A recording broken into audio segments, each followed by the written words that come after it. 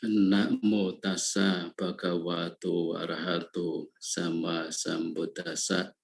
Namo tassa bhagavato arahato sama sambuddhassa. Namo tassa bhagavato arahato sama sambuddhassa. Dhammang care sucaritang natang du caritang care dhammacari sukang seti asming loke parangija. Persujudan kepada beliau yang berberkah, yang maha suci, yang telah mencapai penerangan sempurna. Praktikan hidup benar, tidak lengah. Barang siapa hidup sesuai Dhamma akan hidup berbahagia masa sekarang dan nanti.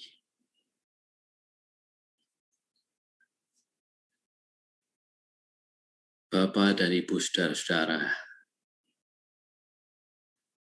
saya ingin menyampaikan rasa senang, rasa bahagia saya atas undangan dari penyelenggara Wihara Dhammametta Jember dan Wihara Dhammaharja Banyuwangi dalam rangka sebulan pendalaman Dhamma. Ada yang menggunakan penghayatan Dhamma di beberapa tempat, tetapi untuk penyelenggara ini menggunakan pendalaman Dhamma. Ya, hampir mirip-mirip saja. Dan ini adalah hari yang ke-13, kalau tidak salah tadi disebutkan. Tentu para biku, para samanera, dan atasilani atau mungkin rama-ramani yang telah mengisi sebelum-sebelumnya memberikan urian Dhamma,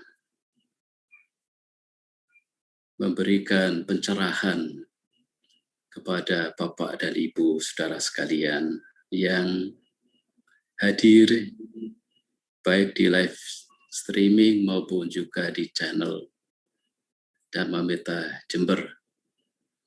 Mudah-mudahan ya sampai saat ini tetap memiliki kegairahan, memiliki semangat untuk belajar Dhamma secara bersama-sama.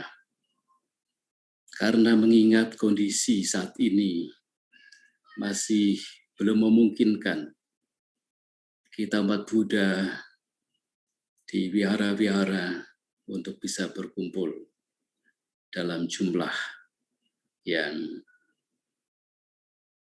cukup banyak. Karena kita harus menyadari kondisi yang kita alami bersama. Bapak dan Ibu, saudara-saudara, pada malam hari ini saya diminta untuk berbicara mengenai hidup sukses dan bahagia. Barangkali, saudara-saudara, tema ini sudah amat sering diangkat. Ya, hal yang sejenislah yang mengangkat tentang bagaimana menjadi sukses.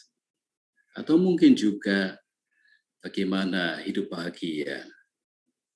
Karena memang hidup sukses dan bahagia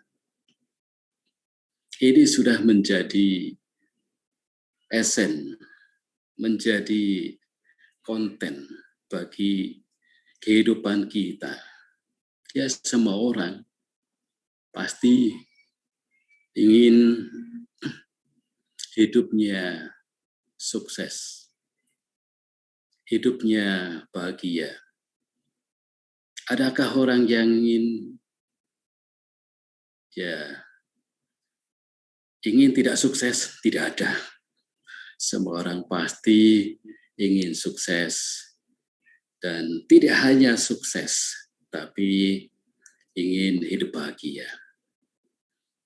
Dua pokok permasalahan yang sebenarnya, Bapak dan Ibu saudara sekalian, antara hidup sukses dan bahagia ini sebenarnya bisa dikatakan terpisah. Maka seringkali orang memisahkan antara hidup sukses. Yang harap-harap dengan hidup sukses bisa bahagia. Karena yang ada di pikirannya adalah bagaimana sukses. Sukses dan sukses. Karena kebanyakan orang, kalau ia pikir, kalau sudah sukses, pasti bahagia. Benar tidak? Kalau sudah sukses, rasa-rasanya kemudian orang berpikir, saya pasti bahagia. Maka dalam hidup ini, orang lebih cenderung untuk mencari atau menempatkan dirinya bagaimana menjadi orang sukses. Padahal untuk menjadi orang sukses dalam kehidupan kita, apalagi di masyarakat yang sudah modern seperti sekarang ini,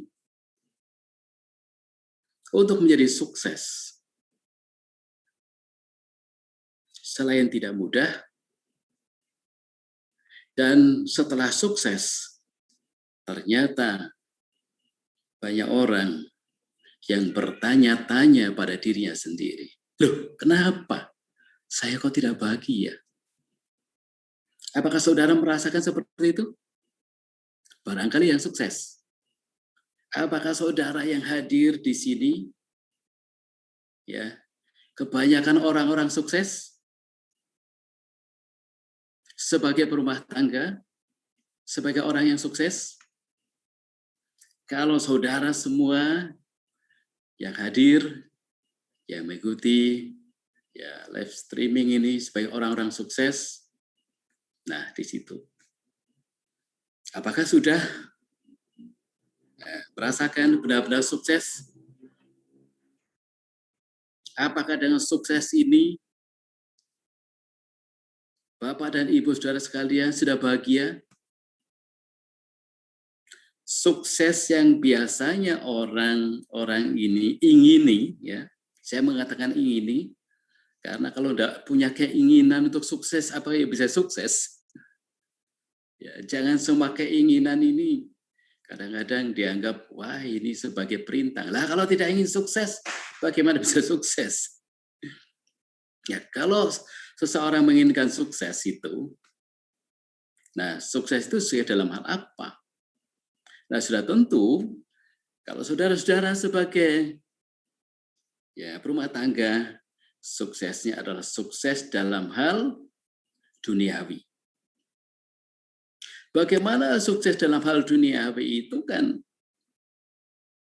cara-cara, ya upaya bagaimana mencukupi atau membuat dirinya itu bisa yang mendapatkan semua hal-hal yang bersifat materi atau bersifat duniawi itu. Nah, ukuran orang sukses sekarang kenapa?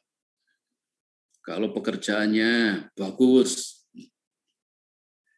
ya bisa jadi direktur. Ya direktur apa saja. Jadi presiden direktur, owner perusahaan, ya atau ya punya saham sekian-sekian, ya tidak ngerti berapalah, ya yang dikatakan sukses, ya. Atau sebagai misalnya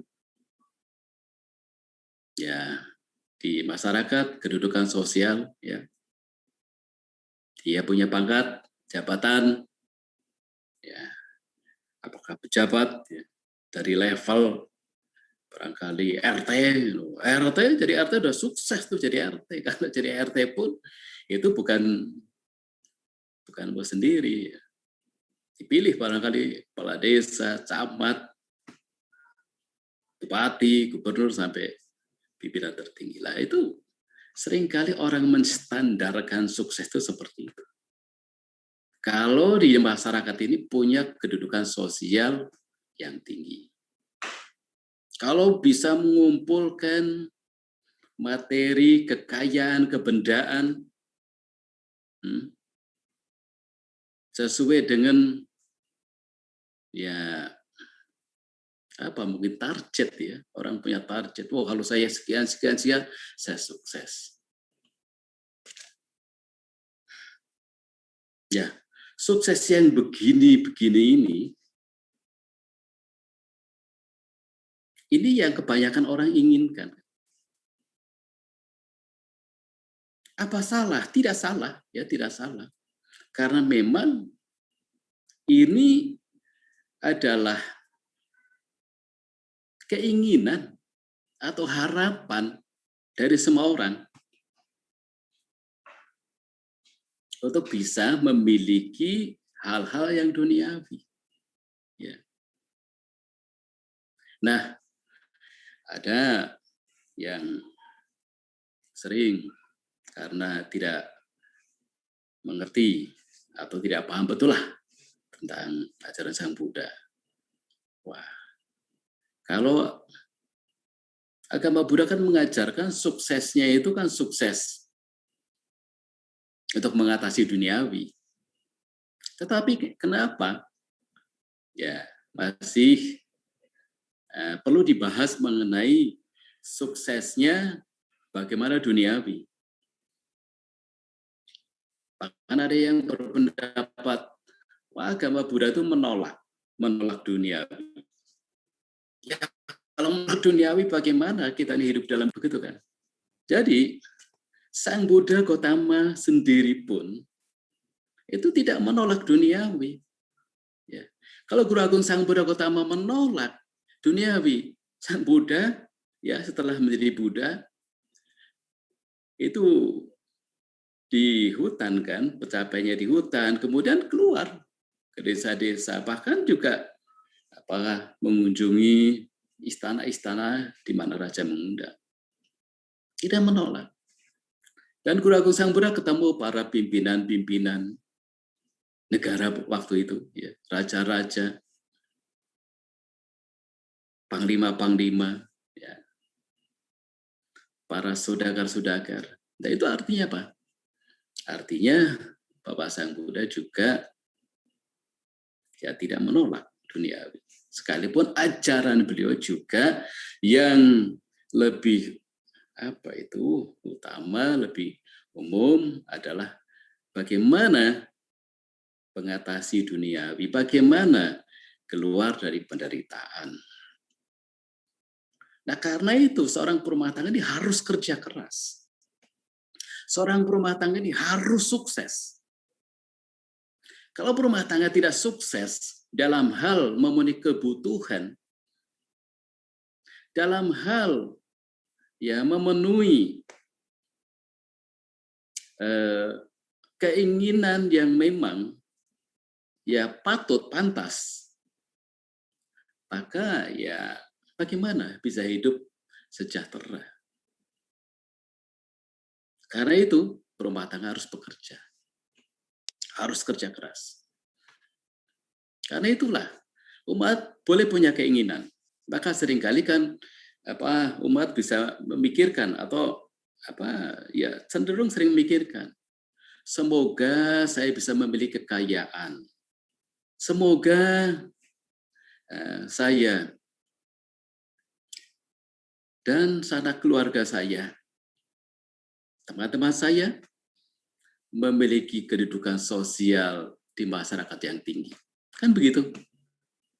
Tapi kadang-kadang ya kalau orang ini pikirannya ya masih belum luas, mereka hanya mikir sendiri, nggak mikirin teman, nggak mikirin sahabat.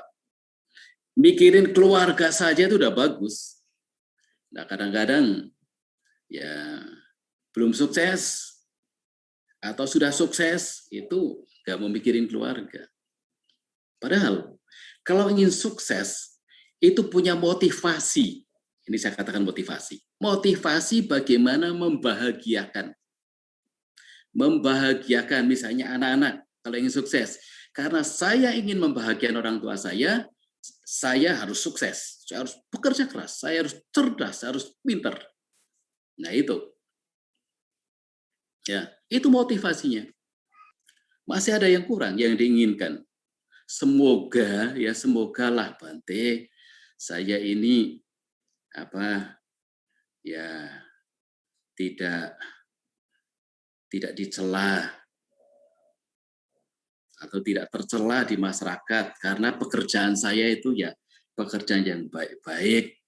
Kalau barangkali pekerjaan saya ini pekerjaan nggak baik-baik, mungkin saya dicela. Nah, biasanya begitu. Nah, karena bicara sukses, kalau ingin sukses, cari tahulah, belajarlah sama orang yang sukses. Ingin sukses, tidak mau bergaul sama orang-orang yang sukses. Malah ngumpulnya sama orang-orang yang nggak jelas-jelas. Kenapa? Cari tahu, kumpul, diskusi dengan orang-orang yang berhasil. Ada yang pintar lagi. Ceritanya anak muda. Dia karena masih baru lulus kuliah. Kemudian dia ya magang. Ya magang itu hal biasa, magang. Lalu kemudian dia kerja sama orang lain. Karena ilmu yang dimiliki ya di sekolahnya atau kampusnya itu, ini kan bukan ilmu hidup, ilmu mati. Ya, kadang tidak bisa diterapkan. Tapi ilmu yang ada di lapangan, di masyarakat itu ya ilmu yang hidup. Artinya ketika memiliki ilmu ya dari belajar di masyarakat ini sangat berarti sekali dan akan bisa dipakai. Makanya anak yang pandai, cerdas, cari ilmu, mungkin belajar kerja mana, ilmunya itulah yang kemudian ya dia pakai. Dia coba usaha sendiri. Kalau orang yang diikuti sebelumnya itu orang-orang yang sukses dan telah membagi ilmu kepada kita, ya bukan kepada kita saya ya, tapi pemuda ini, kemudian pemuda itu ya mendapat ilmu sana sini dan ketika dia bekerja, dia bukan hanya semata-mata cari duit. Bukan semata-mata bekerja untuk cari uang, tapi dia bekerja cari ilmunya. Itu anak yang cerdas. Mungkin barangkali orang-orang sukses di antara Bapak Ibu sekalian mungkin begitu. Mungkin jaga toko, mungkin urus kuda, mungkin urus perusahaan, begitu.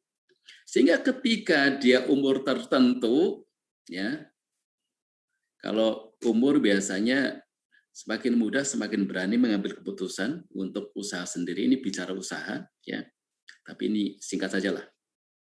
Nah, dibandingkan orang yang sudah umur, ya katakanlah misalnya umur 35 ke atas, ya, itu keberanian untuk kalau sudah lama kerja, keberanian untuk ya membuka usaha sendiri, untuk sukses itu ya lebih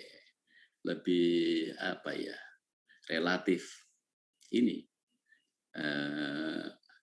ya kurang dibandingkan yang muda-muda ini. Kalau muda-muda teliti, lihat apa-apa yang dilihat, ada potensi-potensi, peluang-peluang itu pelajari.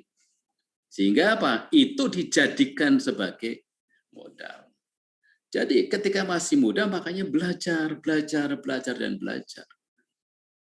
Sudah belajar, ya, tidak malas, rajin, ulet, lakukan kerja apa saja. Kalau masih muda itu rajin mau kerja apa saja, lakukan apa saja, dan teliti, jangan malas. Jangan kemudian mau santai-santai. Lah kalau mau santai-santai begitu, ya biasanya kalau santai-santai tidur-tidur, apalagi zaman anak muda sekarang main game ini, lah bagaimana mau sukses? Sekarang banyak terbukti bahwa ibu dan saudara sekalian, anak-anak muda yang kebiasaan game-game itu, ya, sampai dia kemudian ya sudah umur tertentu dia berumah tangga, itu juga nanti kerjanya main game melulu. Kalau game menghasilkan tidak apa-apa, tapi game itu hanya menghasilkan waktu yang terbuang percuma. Hanya main-main saja, apalagi malas-malas. Jadi anak muda itu harus rajin. Jangan malas-malas, kalau perlu bangun pagi. Karena bangun pagi adalah ciri orang yang rajin. Ciri orang yang mau sukses. Kerjakan apa saja. Mau di desa, mau di kota. Ya, di kota pun misalnya buka toko, lah mau sukses tokonya bukanya jam 10. Ya, bagaimana pelanggannya itu mau datang? Malah ada lagi di satu kota, buka toko itu nanti jam 12, hanya jam 12 sampai ini sore. Sore pun nanti tutup istirahat, kemudian nanti buka lagi. Lah kalau kayak begini ya bagaimana? Apalagi sekarang ini zaman persaingan, zaman globalisasi, zaman internet. Nah sekarang kan kita ya bisa pakai live streaming, pakai internet sampai desa-desa. Makanya saya sekarang di desa nih bisa ini internet itu berkat ya Pak Jokowi. Ya, berkat karena kemajuan teknologi. Enggak terjadi 10-20 tahun yang lalu. Nah, anak muda sekarang ini harus cerdas menurut saya agar supaya sukses. Kita bicara sukses yang tadi ingin ini supaya terpenuhi. Tidak hanya rajin, tidak malas, ya. Pernah ada satu pengusaha besar yang nyampaikan ke saya, kunci dia bisa sukses itu karena tidak malas. Tidak malas artinya rajin ulet. Lalu ya semangat, penuh perhatian, punya teman-teman yang baik, dan tidak boros. Nah itu. Makanya kalau cerita-cerita orang-orang sukses, ya, keluarga-keluarga Tionghoa, sebelum dia sukses betul, dia tidak mau menikmati. Ya. Belum dia sukses betul, dia itu hidupnya yang soal makan, pakaian itu pas-pasan. Pokoknya yang ada itu dinikmati. Nah itu bisa sukses. Bisa suksesnya itu karena apa? Karena hemat. Ya. Karena memperhitungkan betul. Ya. Nah, belum sukses sudah mau menikmati, mau santai-santai, tidak bisa. Nah, karena itulah Bapak dan Ibu Saudara sekalian, berbicara tentang sukses. Ya, dalam psikologi itu dikatakan kalau orang mau sukses harus punya mental sukses. Jangan mentalnya mental gagal. Mental sukses seperti apa? Mental sukses sekalipun seseorang itu gagal, ya, gagal maning, ya, itu bahasanya Banyumas nih, ya, Rama Sutanto, ya. Kan ada film kan, gagal maning, tapi tetap dia semangat. Tidak patah semangat. Tidak frustasi. Terus dia berjuang. Ya. Itu akan sukses. Karena sesungguhnya sukses itu adalah kegagalan tertunda. Jadi kalau sekali gagal, ya tidak apa. Jalani lagi, coba lagi. Barangkali mungkin ya ada hal-hal yang kurang pas. Atau barangkali hal-hal yang memang ada kesalahan-kesalahan, ada kebocoran-kebocoran. Coba lagi. Nah, Berbicara mengenai kebahagiaan, karena ini berbicara sukses dan kebahagiaan, ya. Kebahagiaan. Guru Agung Sang Buddha Gautama menunjukkan kepada kita dalam Anguttara Nikaya bahwa kebahagiaan itu ada yang dikatakan kebahagiaan jasmani dan ada kebahagiaan batin, cetasukha sukang. Jadi kebahagiaan dalam bahasa Pali itu kan sukang. Coba kalau tubuh jasmani kita ini keadaannya tidak mengalami sakit, lapar, haus, atau bahkan sakit-sakit yang akut ya. Kita kan bisa merasakan rasanya apa? Rasanya nyaman, rasanya bahagia. Maka dikatakan ada kebahagiaan yang bisa dirasakan, yaitu kebahagiaan jasmani itu. Nah, ketika kita sakit sedikit kok sakit. Nah, misalnya itu yang parah. Sakit sedikit sakit. Lah itu, seringkali orang ngeluh. Aduh, saya ini bagaimana kok sedikit-sedikit sakit. Padahal sakitnya sedikit. Tapi sudah ngeluh. Bahagia enggak? Enggak bahagia lah.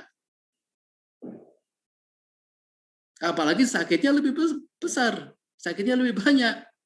Ya. Karena memang tubuh jasmani kita ini sarang penyakit. Ada berapa penyakit coba dalam tubuh jasmani kita, Anda hitungan. Ribuan, puluhan ribu itu benih-benih penyakit. Coba tanyakan sama yang ini ahli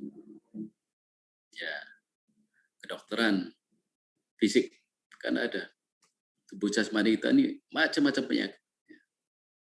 Kayak sekarang saja ini kan karena pandemi, baru dihantam sama virus Corona 19, sekarang apalagi itu varian-varian baru. Ya tubuh jasmani kita kalau kena kan langsung ini, terasa. Ya, apalagi yang parah-parah sangat terasa. Bahkan sampai yang ceritanya sudah parah, lalu kemudian tercekik lehernya, susah bernafas, akhirnya meninggal. Karena apa? Karena tubuh jasmani ini memang rentan dengan penyakit, dan tubuh jasmani kita bisa kapan saja meninggal, apalagi penyakit-penyakit ini. Jadi dengan sakit ini memang siapapun juga ketika mengalaminya menderita. Tapi kalau kita bebas dari penyakit, tidak ada yang rasakan penyakit, itu bahagia. Jadi bahagia karena badan jasmani kita itu tidak mengalami gangguan. Nah, bukan hanya sakit fisik. Nah, kadang-kadang kalau kita sakit mental kita sakit. Nah, ini dia. Sehingga kalau mentalnya sakit, maka jasmani ini biasanya juga terpengaruh. Biasanya kalau orang mikirnya itu, waduh saya sakit. Perasaannya perasaan sakit yang menghinggapi, merasa sakit. Karena alasan-alasan tertentu. Nah, kalau itu dipikirkan dan telah nyatakan bahwa wah saya ini sakit, saya ini waduh gimana ya, nanti kenapa jadi hari-hari menjadi tidak nyaman. Nah, itu adalah faktor mental, faktor batin. Tapi coba kalau kita pikirannya senang, pikirannya bahagia, nah ini maka dikatakan kebahagiaan batin. Lah biasanya kalau orang ini hari-hari diisi dengan hal-hal yang baik, ya, bangun pagi-pagi, ini penting nih, bangun pagi-pagi, buka mata, lalu sudah pikirannya yang baik-baik. Ya karena sebagai umat Buddha, pikirnya, wah semoga saya sehat. Jadi mendoakan dirinya sendiri, semoga saya sehat, ya, semoga saya bahagia. Pancarkan betul bahagia. Lalu, ya apalagi merenungkan sifat-sifat luhur Sang Buddha, Dhamma dan Sangha. Pikirannya jernih, pikirannya bersih, maka hari itu hari-hari yang dilalui dari pagi, siang, dan sore, semuanya aman, baik-baik aja. Karena apa? Karena bahagia di dalam batinnya. Batinnya bahagia. Batin bahagia sesungguhnya itu tidak perlu modal, ya.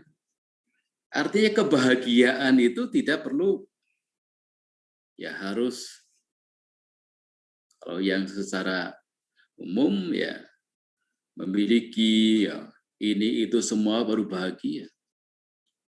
Yaitu ketika kita orientasinya memang ke kebendaan, kepada materi. Tetapi kalau kita hidupnya tidak hanya orientasi pada kebendaan dan materi, tidak seperti tadi orang sukses yang sukses pada umumnya hanya orientasinya pada materi. Tidak memikirkan batin. Padahal hidup ini kan ya harus keduanya. Duniawi tetapi juga ke dalam batin. Orang mengatakan rohani. Nah, ketika orang ini ya hidupnya setidaknya seimbang, materi yang dia miliki disisihkan, digunakan untuk berbuat kebajikan. Nah, inilah yang membuat orang ini bisa bahagia di dalam batinnya. Nah, kebahagiaan di dalam batin, tentunya ini adalah kebahagiaan yang ya lebih tinggi, lebih ya luhur ya. Karena kita meluhurkan batin kita. Mengembangkan kemurahan hati. Dengan sendirinya juga mengembangkan cinta kasih sayang. Nah itu yang buat kita bahagia. Bisa menyayangi. Menyayangi siapa? Ya menyayangi siapa lagi? Pertama-tama ya menyayangi dirinya sendiri. Kalau kita ingin bahagia, kita menyayangi diri kita sendiri. Tapi kadang-kadang, ya kita aja tidak mengenal dirinya sendiri. Banyak orang yang tidak mengenal dirinya sendiri, bagaimana bisa menyayangi diri. Nah karena itulah kita harus ya lebih mengenal diri sendiri. Kalau biasanya kan, mengenalkan orang lain, ini, itu. Tapi kadang-kadang kita ini lupa mengenalkan diri kita sendiri sama dirinya sendiri. Jadi kita nggak tahu bagaimana kita bahagia. Ya seperti tadi yang kita bahas di depan, bagaimana kita sukses kita nggak tahu karena kita tidak mengenal diri kita sendiri. Tidak mengenal potensi kemampuan kita yang kita miliki. Tetapi kalau kita mengenal diri kita sendiri, nah artinya kan kita sayang sama diri sendiri. Tiada yang paling disayangi adalah dirinya sendiri. Kan begitu. Dan Sang Buddha menyetujui ketika percakapan ini diungkap oleh Raja Pasenadikosala sama Ratu Malika, Sang Buddha menyetujui. Memang dalam hal ini adalah Bagaimana ketika orang bisa mencintai dirinya sendiri, menyayangi dirinya sendiri, itu orang akan memiliki cara hidup yang baik, memiliki kehidupan yang benar,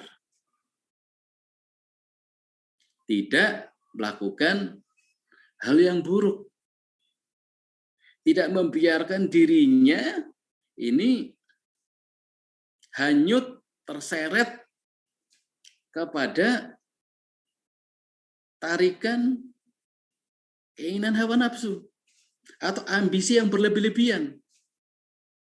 Karena keserakahan, ya, keserakahan yang berlebih-lebihan, ambisinya itu karena ingin sukses tak terkendali, lengah. Ya, akhirnya apa? Ya, orang terseret ke sana. Nah, ketika orang terseret ke hal-hal yang membawa kemerosotan, ya, maka ya seseorang semakin jauh dari dirinya sendiri. Tetapi kalau kita berhati-hati dalam hidup ini, ya, makanya berhati-hati dalam hidup ini sehingga umur panjang itu kan salah satunya. Nah, kalau orang hati-hati dalam hidup ini, kemudian umur panjang, dan umur panjangnya itu digunakan untuk perbuatan baik, betapa indahnya hidup seseorang. Umurnya panjang, dia hidup bahagia, mungkin dia orang berhasil, bukan saja ya bisa menikmati sendiri, ya, tapi orang lain juga menikmati loh melihatnya. Wah, dia itu memang orangnya baik, dia orangnya dermawan, dia orangnya tidak kikir, dia orangnya itu simple, cara berpikirnya jelas dan ya penuh kasih sayang. Nah, kadang-kadang orang punya sorotan kepada orang lain kan begitu. Sekalipun kadang-kadang tidak benar juga. Karena semua kembali yang paling tahu adalah dirinya sendiri. Diri sendiri yang paling tahu. Kita mau bahagia, kita mau tidak, adalah diri sendiri. Nah, kalau kita berbuat baik, ya, karena kita punya kesempatan berbuat baik, kita punya cara atau modal lah untuk berbuat kebaikan, waktu ada, materi ada, kita mengisi dengan kebaikan-kebaikan, itulah orang bahagia. Bahagia karena apa?